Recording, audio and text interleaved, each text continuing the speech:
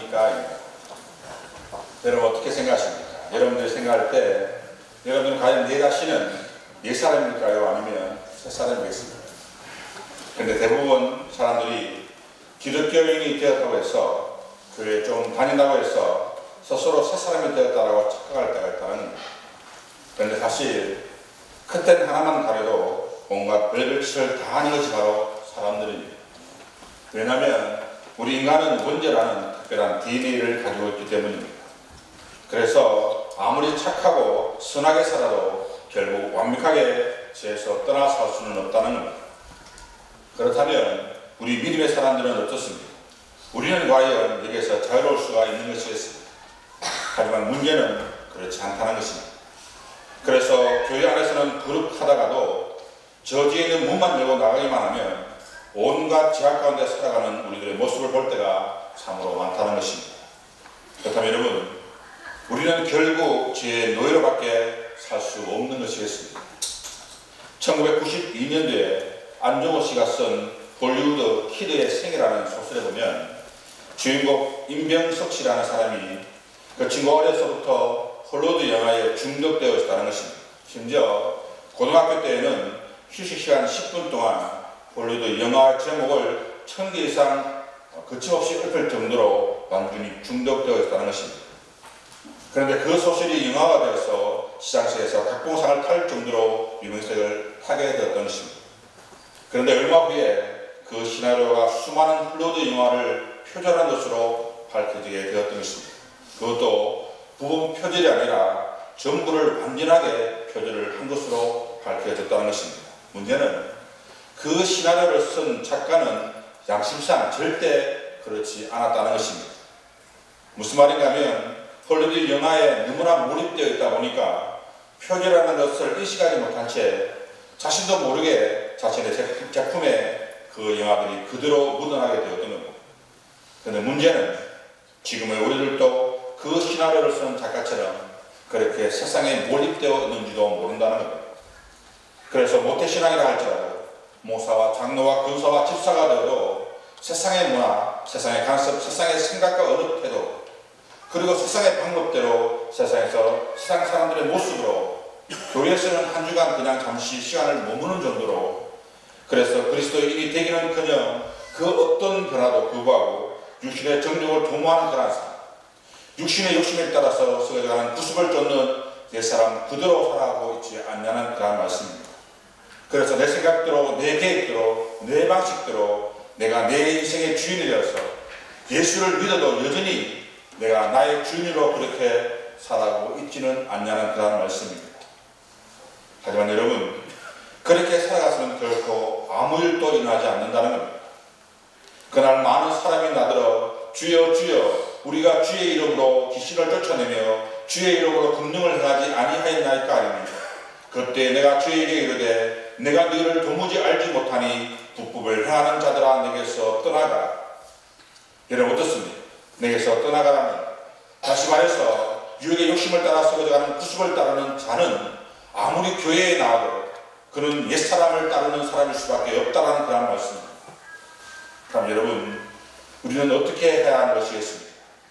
당연히 옛사람을 벗어버려야, 썩어져가는 구습을 벗어버리고 심령이 새롭게 되어 하나님의 의와 진리의 거룩함을 입어야 한다는 사실입니다.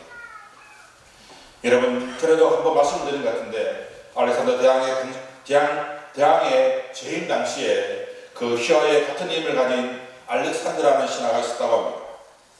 그런데 그 신하의 삶이 얼마나 형편없는 삶이었는지 주변의 모든 사람들이 그 신하를 싫어했고 함께하기를 꺼려했다는 것입니다.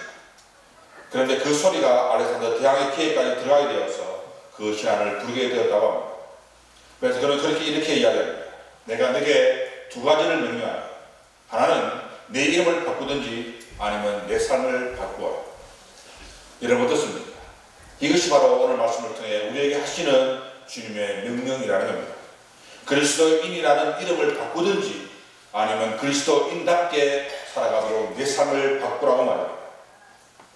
여러분, 카일 아이들만이라는 사람이 쓴 팬인가 제자인가라는 책에 보면 이런 내용이 나와요.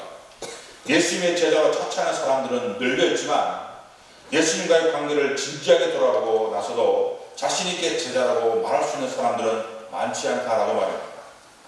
여러분, 이런 사람이 있습니다. 누군가를 열렬히 사랑합니다. 심지어 그를 위해 죽을 수도 있을 것 같습니다. 또 그 사람에 관해서는 모르는 것이 하나도 없습니다. 과거의 이야기부터 현재 일까지 모든 것을 다 알고 있습니다.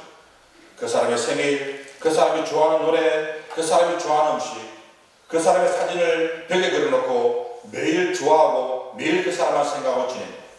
그 사람의 이름을 자동차 트렁크에 붙여 다니고 그렇게 다닙니다. 한마디로 말하면 그 사람은 그 사람에 대해서 모르는 것이 없는 그러한 사람이었습니다. 다음 여러분, 이 사람은 과연 팬일까요? 아니면 제자이겠습니까? 다음에 과연 우리는 어떤 사람입니까? 여러분, 여러분은 그 사람의 생일을 아십니다. 그 사람이 좋아하는 노래, 그 사람이 좋아하는 음식, 그 사람의 사진을 벽에 그려놓고 매일매일 그 사람만 생각하십니다. 아니면 요즘 말로 스마트폰에 그 사람의 사진을 올려놓고 매일매일 그 사람만 생각하고 있습니다. 그렇다면 여러분들은 팬입니까? 아니면 제자입니까? 만일 우리가 그것조차도 그렇게 되지 않는다면 우리는 과연 무엇이겠습니까? 여러분, 누가복음 6장 46절에 보면 이렇게 기록되어 있습니다. 너희는 나를 불러 주여 주여 하면서도 어찌하여 나의 말하는 것을 행하지 아니하느냐라고 말합니다. 여러분, 무엇을 말하는 것이겠습니까? 입술로만 주여 주여 하면서도 그 말씀에 순종치 않는 삶은 아무것도 아니라는 것입니다. 여러분, 지금 이 세상에는 스스로 자신을 예수님의 제자라고 자처하는 사람들로 넘쳐나고 있습니다. 하지만 정말 하나님의 말씀을 따라 살려 하는 사람들은 그리 많지 않다는 것입니다. 그래서 오늘 바울이 에베소 교회 교인들에게 강조하고 싶은 것이 바로 이것입니다. 왜 그리스도인의 이름을 가졌으나 그러한 삶을 살지 않고 있냐라고 말합니다. 여러분, 박쥐가 왜 폐척당했는지 아십니까? 우리가 알기로는 땅에 사는 동물이 이겼을 때는 땅의 동물이냐, 그리고 새들이 이겼을 때는 새들처럼 그렇게 살았기 때문에, 다시 말해 기의 지휘자처럼 그렇게 살았기 때문에 폐척당했다고 이렇게 우리는 알고 있습니다. 물론 틀린 생각은 아닙니다. 하지만 가만히 생각해보면 어느 한쪽으로 완전히 자신을 맡기지 못하고 이쪽 저쪽으로 옮겨 다니기 때문에 영혼이 폐척당해야 했고, 지금까지도 어두운 동굴에서 새도 짐승도 아닌 밤에만 활동하는 그러한 동물로 살아가야만 했다라는 사실입니다. 참 여러분, 우리는 과연 그리스도인이 맞습니까? 혹 우리도 박쥐처럼 어느 한쪽에 완전히 자신을 맡기지 못하고 이리저리 옮겨 다니고 있지는 않습니다. 그렇다면 여러분, 어떻게 살아야 진정한 그리스도인의 모습으로 살아가는 것이겠습니까? 오늘 말씀을 통해 진정한 그리스도인으로서 제자로서 그런 삶을 살아가는 여러분의 삶이 되어지길 간절히 소망해 봅니다. 먼저 21절 말씀을 보겠습니다. 진리가 예수 안에 있는 것 같이 너희가 참으로 그의 예수 듣고 또한 그 안에서 가르침을 받을지니. 여러분, 어떻습니까? 진정한 그리스도인의 삶은 그리스도를 통해 배운 대로 행하는 삶이라는 것입니다. 여러분 보십시오. 진리는 예수 안에 있다라는 겁니다. 그런데 우리는 자꾸 진리를 다른 곳에서 찾으려 한다는 것입니다. 여러분, 진리가 무엇입니까? 진리는 곧 생명입니다. 세상에 생명보다 더 귀한 것이 어디 있겠습니까? 제가 말씀을 준비하다가 인터넷을 보게 됐는데, 지지난주가 고난주간이기도 했지만 16일이 세월호 사건이 일어난 지 5주년이 되는 그러한 날이기도 했었습니다. 그래서 저는 그날만 되면 어느 유가족이 한 인터뷰가 그렇게 생각이 나요. 그는 이렇게 이야기했습니다. 하나님이 어디 있냐? 하나님이 계시다면 어떻게 이룰 수가 있냐고. 근데 여러분, 그렇게 이야기하면서도 그는 이렇게 이야기합니다. 근데 여러분, 그것 때문에 예수님을 다시 만나게 되었고, 지금은 성찬식을 할 때도 전혀 다른 느낌으로 임하게 되었다라고 말합니다. 다시 말해, 전에는 그냥 포도주와 빵이었는데 세월호 사건을 경험하고 난 후에 포도주에 대신 빵을 먹은 순간 소름이 끼쳤다는 것입니다. 왜냐하면 포도주에 젖은 그 빵이 예수님의 십자가에서 피범이 된 모습과 너무나 똑같다는 그런 모습이 보였기 때문입니다. 그리고 그 빵을 먹는 자들의 모습이 너무나 가슴 아팠다는 것입니다. 왜냐하면 한 사람도 예외 없이 모두가 도망친 그들이었습니다. 심지어 예수님의 신뢰했던 베드로는 3번이나 저주하면서 도망한 그였는데, 그가 지금 피범벅이 된 예수님의 몸을, 예수님의 피를 먹고 있는 것입니다. 그러니 얼마나 가슴 아프고 얼마나 눈물 머금고 그 빵을 먹었으며 그 피를 마시면서 자신의 가슴에 그 예수님을 새겼겠습니까? 여러분 어떻습니까? 진리는 결국 예수 그리스도 안에 있는 겁니다. 여러분 다른 곳에서 찾지 마십시오. 그리고 그 예수 그리스도를 통해서만이 진리를 들을 수 있고 가르침을 받을 수 있다는 사실입니다. 그러므로 우리는 마땅히 그리스도에게서 배운 대로 살아야 하는 것이 그리스도인의 삶이라는 것입니다. 여러분 보십시오. 여기 보면 배운 대로 행하라고 말하고 있지 않습니다. 어떻게 가르치고 어떻게 배워가는가가 중요하다는 것입니다. 오래전에 어떤 목사님께 들은 이야기인데 어떤 가정집에 가서 신방을 하게 되었다고 합니다. 그런데 막 예배를 드리려고 하는데 옆방에 있는 고3 아들이 나와서 어머니를 향해서 신경기를 내면서 이렇게 이야기를 하더라는 것입니다. 엄마, 나 내일 기말고사야. 그랬더니 엄마의 행동이 황급히 아들에게 달려가서 쩔쩔매면서 그래 알았다 하면서 아이를 달면서 그 아들을 방으로 들려보내고는 목사님께 이렇게 이야기를 하더라는 것입니다. 목사님, 찬송은 1절만 조용히 불러주시고 말씀도 조용히 짧게만 해주시면 안 되겠냐라고 말합니다. 여러분 어떻게 생각하십니까?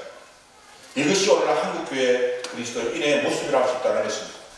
전 세계에서 유일하게 수능칠 때 나라의 행정이 바뀌고 비행기 노선이 바뀌는 나라입니다. 그래서 언제부터인지 모르겠지만 교회의 모든 행사에서도 고사만은 예외가 되어버린 그러한 교회가 되어버렸습니다. 여러분 한 사람의 인생에서 1년을 뺀 나머지 인생은 생각할 수도 없는 그러한 인생입니다. 그렇게 뺀 1년은 그냥 뺀 1년이 아니라 어쩌면 하나님의 생명책에서 그의 이름이 빼지는 그러한 시간일 수도 있다는 사실입니다. 여러분 저는 이러한 감정을 참으로 많이 들었습니다. 대학만 준비하게 하면 다 될 줄 알았는데 인생은 대학만이 아니라고 말합니다. 저는 여러분 문제가 어디 있는지 아십니까? 물론 그 학생의 신앙에도 문제가 있겠지만 그 목사님께서 예배를 중단하시고 그 아이 방으로 가서 상담을 하게 되는데 그가 이렇게 이야기를 하더라는 겁니다. 지금까지 자신에게 이것이 잘못되었다라고 이야기해 주는 사람이 한 사람도 없었다는 겁니다. 심지어 부모자타도 말입니다. 그래서 당연히 그렇게 해야 하는 줄 알았다는 것입니다. 여러분 어떻습니까? 교육은 어떻게 가르치냐에 따라서 어떻게 행동하게 되느냐가 결과로 나타나게 되어 있다는 겁니다. 다시 말해 지금의 나의 가르침이 지금의 나의 모습이 가르치기를 주저하고 배우기를 꺼려한다면 우리는 결코 올바른 그리스도인으로 성장할 수 없다라는 말입니다. 물론 그리스도인의 모습으로 행동하기란 이건 어려운 일이 아닐 겁니다. 그런데 여러분 그것이 왜 어렵다고 여겨지시는지 아십니까? 그것은 지난 시간에도 말씀을 드렸지만 그리스도인의 모습으로 사는 것이 어려운 것이 아니라 그들과 함께 그들과 같이 생활하고자 하는 그 마음 때문에 어려워진다는 것입니다. 예를 들어 회사에서 회식을 하게 되면 빠지지 않고 참석하는 사람을 보게 됩니다. 사회생활을 하려면 어쩔 수 없다고 말합니다. 왕따를 당하지 않으려면 어쩔 수 없이 참석을 해야 된다고 말합니다. 하지만 여러분 정말 냉정하게 따져보면 정말 그럴까 하는 겁니다. 나의 마음엔 조금 더 참석할 마음이 전혀 없는데도 불구하고 정말 어쩔 수 없이 그렇게 행동을 하는가 하는 것입니다. 여러분 세상 일에는 우리의 모든 것을 투자하고 최선을 다해서 하는데 왜 교회 생활만 하면 그리스도인의 모습으로 사는 것만이 그렇게 어렵다고 힘들다고 이야기하는지 모르겠습니다. 그래서 사도 바울이 뭐라고 이야기합니까? 너희는 유혹의 욕심에 따라 썩어져가는 구습을 따르는 옛사람을 벗어버리라고 하지 않았습니다. 썩어져가는 옛사람을 벗어버려야 한다는 겁니다. 이것을 칼빈은 저로 인하여 하나님의 형상을 잊어버린 저 그리스도를 알지 못하는 인간이라고 정의한 바가 있습니다. 그리고 구약학자인 모페트는 옛사람을 가르쳐 중생의 전의 행실, 성격, 태도 등을 총취하는 말로 옛사람의 생활을 되풀이하라는 육적인 본성이라고 그렇게 정의한 바가 있습니다. 결국 옛사람이라는 것은 악이나 죄의 지배 아래 살아가는 삶을 의미한다는 것입니다. 그런데 그것이 어떻게 구체적으로 표현되는 것이겠습니까? 유혹의 욕심에 따라서 썩어져가는 구습을 쫓기 때문이라는 것입니다. 여러분 여기서 말하는 유혹이라는 말은 헬라어로 에파테스라고 부르는데 이 단어는 진리의 말씀인 복음과는 정반대의 개념으로 거짓 교사들의 교리를 의미하는 그러한 단어입니다. 여러분 보십시오. 사도 바울은 본문에서 왜 이미 죽어 장사 지내 받은 내 사람을 다시 벗어버리라 그렇게 이야기하고 있는 것이겠습니다. 그것은 옛사람이 다시 살아날 수도 있기 때문입니다. 그래서 여러분 우리는 분명 알아야 할 것입니다. 물론 이미 다 끝난 일이라 생각할 수 있는 일입니다. 이미 장사 다 지냈고 새까만 과거가 되어버렸다라고 그렇게 생각할 수도 있다는 것입니다. 하지만 그것이 어느 순간에 다시 되살아날 수도 있다는 겁니다. 그리고 그것이 우리를 삼킬 수도 있다는 겁니다. 여러분 어떻게 그 일이 가능하겠냐고요. 오늘 말씀을 보니 그것이 바로 유혹의 욕심 때문이라는 것입니다. 그래서 여러분 바로 이것입니다. 우리가 왜 과거의 제대한 생활을 즐기는 것입니다. 왜 썩어가고 멸망을 향해 달려가는 그 세상 문화의 포로가 되어서 나올 줄 모르고 그렇게 행동을 하는 것이겠습니다. 그게 말로 표현할 수 없는 묘한 매력이 있기 때문입니다. 여러분 우리는 여기에서 분명히 알고 넘어야 할 것입니다. 세상의 타락한 문화 그 자체가 주는 만족, 행복, 쾌락 따위는 전혀 의미가 없는 그런 뜬구름 같은 것이라는 겁니다. 목마를 때 바다물의 유혹을 이기지 못하고 마시는 것처럼 잠깐의 갈증을 해소하는 일은 모르겠지만 그것을 인해 더 큰 갈증만 증폭시킬 뿐이라는 사실입니다. 그런데도 왜 사람들은 불나방처럼 불에 뛰어들듯 그렇게 세상 쾌락에 뛰어드는 것이겠습니까? 그것이 바로 스스로의 욕심에 이끌려 거기에 매력되기 때문이라는 것입니다. 여러분 신기하지 않습니까? 어떻게 이런 일이 가능하겠습니까? 그것은 그 뒤에 사탄이 있기 때문입니다. 에스가 팥죽 한 그릇에 유혹을 쫓아버리지 못하고 장자권을 판 것도 삼손이 데릴라의 유혹을 이기지 못하고 나시린의 축복을 저버리고 데마가 세상적인 유혹의 욕심을 따라 주님을 버리고 세상으로 가는 어리석은 것을 선택한 것도 다 사탄의 유혹 때문이라는 것입니다. 네, 여러분 하와의 경우를 한번 생각해 보시기 바랍니다. 그가 분명 유혹에 빠져 나무의 실과를 보았을 때는 보암직도 하고 먹음직도 하고 지혜롭게 할 만큼 탐스럽기도 했었습니다. 하지만 그것을 먹고 났을 때 정말 그렇게 되었는가 하는 것입니다. 자신이 바라던 대로 그러한 만족과 행복 그러한 것들이 그에게 생겼는가 하는 것입니다. 그런데 그렇지 않다는 것입니다. 오히려 그것을 인해 더 불행한 삶을 살아야만 했었습니다.